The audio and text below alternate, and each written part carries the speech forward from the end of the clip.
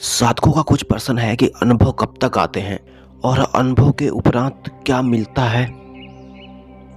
अनुभव जब तक मिलती है तब तक हमारे ध्यान की कौन सी अवस्था होती है, अनुभव किस अवस्था तक होते हैं, और एक और प्रश्न कि अनुभव आने पे हमें क्या करना चाहिए। देखिए, ध्यान से समझिए। आपका जो अंतर ध्यान होता है, इसके 3 अवस्थाएं होती हैं। ध्यान की जो पहली स्थिति होती है वो होती है प्रयास की। उस प्रयास में क्या होता है, उसमें स्थिरता की स्थिति आती है। जब ये ध्यान स्थिर होता है, प्रयास कोई भी हो सकता है लेकिन स्थिरता जरूरी है। जब तक ध्यान में स्थिरता नहीं है तब तक कुछ भी नहीं है। स्थिरता के उपरांत क्या होता है, ध्यान फिर दूसरी अवस्था में आती है। किसमें? अनुभवों में आता है। जब मन स्थिर होता है तो अनुभव आने लगते हैं, तब अनुभव की स्थिति उत्पन्न हो जाती है। जब अनुभव की स्थिति उत्पन्न होने लगती है तब ध्यान अभ्यास से धीरे धीरे और भी गहराई में जाने लगता है, और भी अधिक गहराई में जाने लगता है। जब पूरी तरह से अंदर में ये खो जाता है, डूब जाता है, तो अनुभवों के परे चले जाता है, यानी अनुभूतियों में चला जाता है। जब ध्यान की स्थिति अनुभव में जाती है तब अनुभव आना बंद हो जाते हैं। वहां अनुभव की सिलसिला रुक जाता है। यहां समझने वाली मुख्य बात यह है कि जब तक एक ध्यानी को अनुभव आते रहते हैं, वो ध्यान की गहरी अवस्था में तो है लेकिन अति गहरी अवस्था में नहीं है। ये अनुभवों का सिलसिला तब तक चलते रहता है जब तक आप उस गहरी अवस्था में नहीं चले जाते हैं। आगे जाके एक निश्चित सीमा है, उससे पार करना होता है। उसे जब तक हम पार नहीं कर पाते हैं तब तक ये अनुभव आते रहते हैं। यह विषय बहुत ही रहस्यमय है। ये बहुत ही गुप्त बातें हैं। ये अनुभव के साथ साथ दृश्यात्मक रूप वर्णन है। इसे आपको समझना चाहिए। ये कोई सामान्य बात नहीं है। समानता में आपको ये मिलती भी नहीं है। जैसे बाहर में धारातल है, वैसे अंदर में स्थितियों का धारातल है।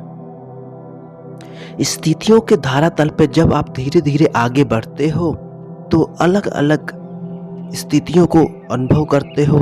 अनुभवों में आप अपने आप को सम्मिलित करते हो। उन अनुभवों की स्थिति में जब अपने आप को आप पूरी तरह से सम्मिलित कर लेते हैं तो हमें ज्ञान प्राप्त होने की अनुभूति होती है। जब ज्ञान की अनुभूति होती है यानी पूर्णता की अनुभूति होती है, ऐसा लगता है कि अब मैं पूर्ण हूं। यह प्रथम झलक है, यह भी पूर्ण नहीं है। पूर्णता हो ही नहीं सकती है। ज्ञान मात्र से पूर्णता नहीं होती है। ज्ञान मात्र से पात्रता होती है। कौन सा ज्ञान? अंदर का विवेकी ज्ञान का बात हो रहा है। यह संसार का बाहरी ज्ञान नहीं है। यह केवल बुद्धि का ज्ञान है, शरीर की परे का ज्ञान है। शरीर रहे या ना रहे, उस ज्ञान को पाकर आप ज्ञानमय हो जाते हो। फिर आप शरीर में रहते हुए भी, शरीर त्यागने के उपरांत भी आप वैसे के वैसे ही रहते हो। उस अवस्था को पाना वह ज्ञान कहलाता है। वो ज्ञान की अवस्था है। वो अनुभवों की जो आखिरी चरण होता है, जो प्रारंभ से अनुभव मिलते हैं, अनुभवों का जो आखिरी अवस्था होती है, यह अनुभव वहां प्राप्त होते हैं। बिल्कुल सटीक और सही सदृक आप समझ सकते हैं। वो ये स्थिति है। यहां भी वो स्थिति पूर्णता की नहीं है। साधक यहीं अपने आप को भ्रमित कर लेते हैं। यहां स्वयं को पूर्ण कहते हैं। क्योंकि पूर्णता की अनुभूति हो जाती है, यह भी सत्य ही बात है, लेकिन वास्तव में पूर्णता नहीं है। यहाँ समझना पड़ेगा। स्थिति की स्थिति में जाकर जब हम पूर्णता के भ्रम में चले जाते हैं तो कभी कभी आपने देखा होगा कि हमसे गलतियां हो जाती हैं। बड़े बड़े संतों का पतन हुआ है, यहाँ तक कि महान संतों का भी पतन हो चुका है। जब संत का उस स्थिति में पतन होता है तो ऐसा पतन होता है तब वह दोबारा खड़ा नहीं हो पाता है। ऐसी स्थिति खड़ी हो जाती है, इसलिए संभल के चलना होता है। जितने ही आप ऊंचाई पर पहुंचते हैं उतना ही अधिक सावधानियां रखनी पड़ती है। तो अनुभव कब आते हैं और किस अवस्था तक आते हैं, अब दूसरी तरीके से समझिए जो और ज्यादा आसान हो सकता है। देखिए, ध्यानी जब तक कर्तापन के अवस्था में है तब तक उसे अनुभवों का प्राप्त होना महसूस होता है, या प्राप्त होने की धारणा होती है, या प्राप्त करता है। और कर्तापन की भावना कब तक रहती है? जब तक ध्यानी अपने शरीर अवस्थाओं में विचरण करता है। उसका ध्यान जब तक शरीर अवस्था में है तब तक ये सब घटित होता है। इसका ही तो खेल है, इसको ही हमने लांघना होता है। जो लांघ जाता है वही स्वतंत्र है, वही ज्ञानी भी है। फिर उनके अनुभव नष्ट हो जाते हैं।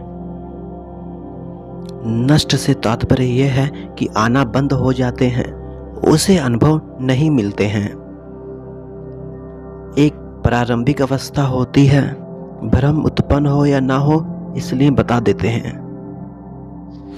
प्रारंभिक अवस्था में भी अनुभव आते हैं और आना बंद हो जाते हैं।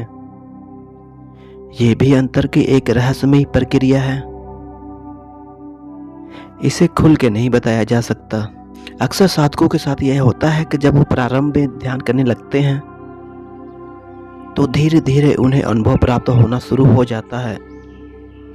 किसी को जल्दी हो जाता है, किसी को थोड़ा समय लगता है, लेकिन जब वो अनुभव आने लगते हैं उसके बाद होता यह है कि अनुभव आने बंद हो जाते हैं। फिर वे छटपटाता है, परेशान होता है, फिर वो ये सोचता है कि शायद हमसे कोई गड़बड़ होगी, कोई गलती हो गई है, और वह पुनः प्रयास करता है कि वह अनुभव फिर से हमें प्राप्त होने लग जाए, वो सिलसिला फिर से प्रारंभ हो जाए, लेकिन नहीं होता है। उसके कुछ कारण होते हैं, वे गुप्त कारण हैं। इसका बखान करना सार्वजनिक नहीं है, क्योंकि अंदर की कुछ क्रियाएं ऐसी होती हैं जो गुप्त रहती हैं, उनका बखान नहीं किया जाता है, उसका खुलासा नहीं करना चाहिए। इस कारण से आप भी जब ध्यान के उच्च अवस्था पर पहुंचेंगे तो अपना जो गुप्त अनुभव है वो भी आप किसी के साथ शेयर नहीं करेंगे, तो इसके लिए हमें माफ़ी चाहिए। तो अनुभव तब तक है जब तक आपके होने का आभास है। जब होने का आभास विस्तार से समिट जाता है और तुच्छ हो जाता है, अंत में उसका अंश ही नष्ट हो जाता है या खो जाता है, तो अनुभव आना बंद हो जाते हैं। अनुभव का क्षेत्र ही नहीं रहता है। यही ध्यान की उत्तम अवस्था है।